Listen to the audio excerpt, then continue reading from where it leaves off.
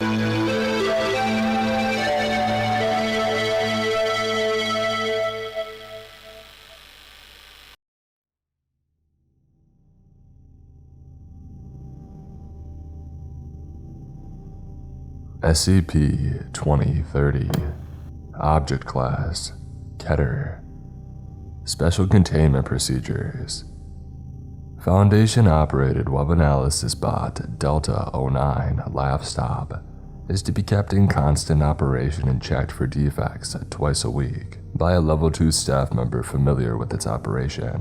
When functional, the bot will search a wide range of file sharing and video streaming websites for SCP-2030 and remove any manifestations discovered. Finding and isolating SCP-2030's point of origin is considered a Delta-level priority. Efforts to locate the studio where SCP-2030 is filmed are ongoing. Description: SCP-2030 is an anomalous phenomenon that manifests as a television series. The medium through which SCP-2030 manifests changes depending on the most popular format currently in use. As of 2014, SCP-2030 most commonly inserts itself into automated DVD rental kiosks, file sharing websites, and paid on-demand video streaming services. Prior to 2012, SCP-2030 commonly manifested as a DVD set in rental video stores and as VHS tapes prior to 2003. Thus far, no reliable evidence that SCP-2030 manifestations took place prior to the year of 1993 have been discovered. However, 38 seasons of programming are known to exist, implying that SCP-2030 has been active to some degree since 1976. This series' title typically appears as Laugh is Fun, although variations on this name such as Laugh is Life or Laugh is Laugh are not uncommon. This series has no corresponding box art. It mimics art from other television series, often causing viewers to select it, mistaking it for another program. The show is a hidden camera comedy series showcasing the candid responses of various people to bizarre, disturbing, and often anomalous situations. Episodes usually run between 10 and 12 minutes, and feature introductory and closing segments that bookend the hidden camera footage. No episode to date has had an end credit roll. SCP-2030-1 is a presumably human adult male that serves as the show's host, providing introductory and closing commentary, as well as appearing to victims to reveal that they're being filmed for a television series. SCP-2030-1 is invariably shown wearing a royal blue three-piece suit with black and white wing-tipped shoes. Due to the way in which scenes are filmed, SCP-2030-1 is only seen from the neck down, making identification difficult. It refers to itself as Laffy McLafferson. Individuals appearing on the show often react to the events that they witness with panic or distress, but appear immediately calmed upon the appearance of SCP-2030-1. This is true even when the individual in question has sustained significant bodily harm or witnessed a traumatic event. Additionally, most recorded individuals seem to express some degree of familiarity with SCP-2030-1, with some claiming to be fans of the show. Research into whether SCP-2030 uses its viewership as its victim selection pool is ongoing. Episodes follow a particular theme that each prank segment alludes to. SCP-2030-1 introduces these themes at the beginning of each episode in an as-of-yet unidentified film studio while standing atop a bright yellow stage decorated with oversized geometric shapes of various colors. Episode themes vary from the mundane, such as the beach, pets, and candy, to the strange and violent, such as mail fraud and arson. SCP-2030-1 delivers a similar speech at the end of each program to close out the show. At the end of each episode, the camera pulls back into round from SCP-2030-1 stage to show the studio audience, which usually comprises the individuals featured in the episode. During this time, the words, "filmed in front of the studio audience" appear on screen. Created in partnership with YWTG THFT are superimposed over the footage in white text. Research into the identities of the people featured in the show's prank segments have been revealed that they are all persons who were officially documented as having died or gone missing in the year that they appeared on the program. Thorough investigations into the deaths of SCP-2030 participants have revealed a number of inconsistencies and contradictions in matters concerning the circumstances of the deaths. Additionally, exhumations of the individuals' remains have revealed that all recorded participants' bodies are currently missing. The general consensus among researchers assigned to SCP-2030 is that victims are likely abducted after their use in the show, with their disappearances covered up when possible. However, no concrete evidence connecting the individuals' deaths with SCP-2030 besides the show's footage has yet been found. Addendum. The following are examples of pranks featured on the program. Season 24, Year 2000. Episode theme: Swelling. Individuals involved: Macy Gersham and Kyle Parker, killed by a hit-and-run driver on 9/18/2000. Scene: an elderly woman sits on a park bench, feeding nearby pigeons with a seed from a bag. Gersham and Parker, a couple, walk down a park path and approach the woman. Once the two come within approximately 1.5 meters of the elderly woman, a swarm of pigeons fly into the elderly woman's mouth, causing her stomach to be severely engorged and quickly rupture. The couple expresses great distress at the event until SCP-2030-1 emerges from the elderly woman's open stomach, at which point Gersham and Parker appear relieved. Season 21, 1997. Episode theme: Margaret Thatcher. Individuals involved: Doris Carter, died of ovarian cancer on 2/24/1997. Scene: Mrs. Carter walks into her kitchen and opens the cabinet door, out of which falls a large mass of flesh. As Carter screams, the mass grows and shapes itself into a severely disproportional facsimile of former Prime Minister of the United Kingdom, Margaret Thatcher, with its head twice as large as its torso. Carter rushes to leave the room, but the Thatcher creature leaps onto her before she can escape. It extends its tongue into the woman's open mouth, and Thatcher faces of various sizes begin appearing across Carter's skin. The faces proceed to recite Thatcher's April 1986 speech on the bombing of Libya in perfect unison. SCP-2030-1 climbs out of a nearby cupboard and points to the hidden cameras. Mrs. Carter smiles, the creature's tongue still extended down her throat. Season 13, 1989. Episode theme: Squirrels. Individuals involved: Melissa and Travis England, disappeared, last seen 5/12/1989. Scene: Mrs. England lies in bed next to a male figure, presumably Mr. England. A series of high-pitched squeaky noises are heard, and Mrs. England is awakened. She tells her husband to wake up, but he does not respond. She places her hand on his shoulder but quickly draws it back with a shriek. His skin begins to undulate, as though something is moving underneath it.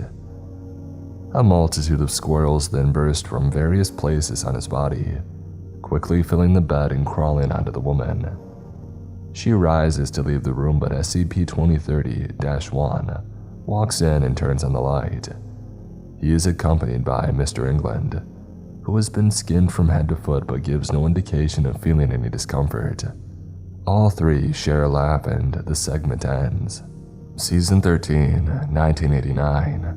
Episode theme: Tracheotomies. Individuals involved: Gary Turman, Lindsay Turman and their children, died in a vehicular accident on 4/28/89. Scene: the four sit around a dinner table eating a meal. Mr. Terman begins coughing and gasping for air as if choking. As the others at the table begin to panic, a pair of slits appear on Terman's throat, allowing him to breathe. These slits quickly become nostrils, which rapidly grow into a full nose, which in turn becomes an entire second head, identical to Terman's original. The second head then sprouts a neck of its own, and the entire process repeats. This continues until 18 necks and heads have been sprouted from the original, at which point SCP-2030-1 steps out from underneath the table. Everyone present erupts into raucous laughter, including all 19 of Mr. Terman's heads. Season 37, 2013. Episode theme: Cephalopods. Individuals involved: Rebecca Nash, surgeons unidentified, died of complications in child delivery on 11/2/2013. Hospital records show no evidence of anomalous activity during birth. Scene: a team of obstetricians perform a cesarean section procedure on Miss Nash, who is in labor. The team comment on the size of the child's cranium and the amount of hair present on it. Several minutes into the procedure, a doctor makes an exclamation of surprise and drops an instrument on the floor. Muffled vocalizations can be heard in the background. The rest of the staff begins to panic as the head emerges unassisted from Nash, causing her a great deal of pain. The child's head can be seen to resemble that of American television presenter Ryan Seacrest. The child sings "Row, row, row your boat" in a female voice as it continues to exit. As more of its form emerges, the child can be seen to have the body of a fully grown octopus. Once the child fully exits, it continues to sing as another head begins to emerge. 3 more children are produced in total, with the heads of celebrities Jack Nicholson, Johnny Cash, and Martin Freeman, all with similar octopus bodies. Together, the four sing "Row, row, row your boat" in 4-part harmony. SCP-2030-1 walks into the room and the show's jingle plays. SCP-2030-1 points to the hidden cameras in the room, prompting the obstetricians and Nash to begin laughing. The creatures on Nash's torso continue to sing. Nash then loses consciousness, presumably from blood loss. The following is a transcription of a typical speech delivered by SCP-2030-1 during one of the show's closing segments. Season 32, 2008. Episode theme: Printers. Transcription: what a ride, huh, folks? We've seen printers that eat, eaters that print, and everything in between. Makes you appreciate the old clunker you have back in the office, doesn't it? No, printers may not always work when you want or need them to, but they sure make for excellent comedy. And that's what we're about here, comedy. We're here to make you laugh. We hope you laughed. Thank you for laughing with us. That's what we're about here, isn't it, folks? Come laugh with us again next time, and remember, laugh is fun. Good night and laugh and laugh. Just laugh, we love the make laugh. Make more for laughter so as to for laugh. Laugh with us, laugh with us, laugh with us. The video cuts off abruptly and a black screen is displayed for 30 seconds. Laughter and soft, wet noises can be heard in the background before the program ends.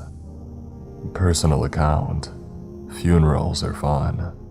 My brother Ross died a week ago in a freak accident involving a slow loris. Turns out that they're related to monkeys and they're poisonous. Who knew? I never knew that Ross was into slow lorises anyway. The doctor said that there was a rash of slow loris attacks recently, which is strange because they're kind of like sloths otherwise. Anyway, Ross died and the whole family gathered for the funeral. Everyone was sad, you know, like you're supposed to be. Ross was never the family favorite, always a bit weird, but whatever. Family's family, and he was young. His casket was open. The funeral home really did a great job of cleaning Ross up, but I can't believe he's really gone. Our slow Loris is even native to Boston. So yeah, everyone was kind of in shock, but things picked up for the eulogy. I remember it clearly. Oh, Ross, he was a sorry sack in time. Life was all the pressure of reform in the purse. To think for a moment about the victuals he led and powerful tacky skin that he scored. Was this a man of rage, or of Riken by the eloquent? No, Ross knew the buttery encapsulation of a full life. Like I remember when he and we and they and he all went to the shivering place, and there was just too much marshmallow, tallow fat. We all cringed and wailed, but for Ross, no siree. He just split open the pustules and boom, esophageal ulcers for everyone. Oh, that cousin Johnny, always such a riot. By the end of that, we were all in stitches. After a speech like that, I could barely keep a straight face as I walked up to the casket, took the knife, slashed my wrist, and bled for Ross. When I was done, I passed the knife to Aunt Bridget and looked back at Ross one last time. That's when I noticed something weird. His gut was beginning to expand. I stuck around to watch as this bulge in Ross's belly started bursting through his togs, all purplish and pulsating. In the middle of Uncle Earl's turn to bleed, that growth had ruptured, spraying Earl and me and Father O'Reilly and Johnny in a real pale concoction that was like half blood, half pus. Did you know that the spleen is the home of up to half of the lymphocytes in the body? I didn't, and I still don't. Not sure why I said that. Anyway, Ross's spleen had ruptured and sprayed us all. A couple of tentacles had emerged from Ross's spleen and started grabbing at the metal hinges on the casket and the knife. Steel, iron, the tentacles were grabbing anything made of iron and started turning them into tin cans. Ross, from the casket, apparently said, "Always recycle your iron." Johnny just stared at Ross. He was not expecting this. I mean, who could? We were wondering how we were going to finish bleeding for Ross without the knife when the rest of us started developing pains in our left side. Soon everybody's spleen was rupturing and spraying everywhere. Well, that solved the knife problem, even if this was really freaking us out. Everyone except for Johnny, who was just standing there, desperately trying to restore order in the whole mess everything had become. He just started prematurely regurgitating his blood and wood pulp into the casket, before Livy and Amelia were able to add their own to the coffin. Ross's tentacles just started slurping up Johnny's slurry like it was a shake or something. Johnny was distraught. There was no way to fill up the casket now. Almost everybody was leaking out of their sides and making a mess of the church. We were all pretty much running around confused, so I guess that's why nobody noticed when this human in a hot London suit and spats rose out of Ross's abdominal cavity. Stepping out of Ross, the party crasher wiped the blood from his face and dude, it was that guy from all the shows. You know that guy. We just had a TV star crash Ross's funeral. He called out, "Smile and laugh." He reached over to the tabernacle and opened up to reveal a hidden camera. And then he went over to Aunt Maureen, stuck a finger up her nose and pulled out another camera. Oh my god, we were on a prank show all this time. That's what was going on. We all started laughing. This was way over the top, and you know Ross would have wanted it this way. Well, cousin Johnny wasn't laughing. He was just perplexed. He always did have a weird sense of humor. Good old Johnny. He just emitted a loud chittering and left the stage in church. The announcer closed with, "Spleens, storing blood, recycling nutrients, producing lymphocytes, and making laughs.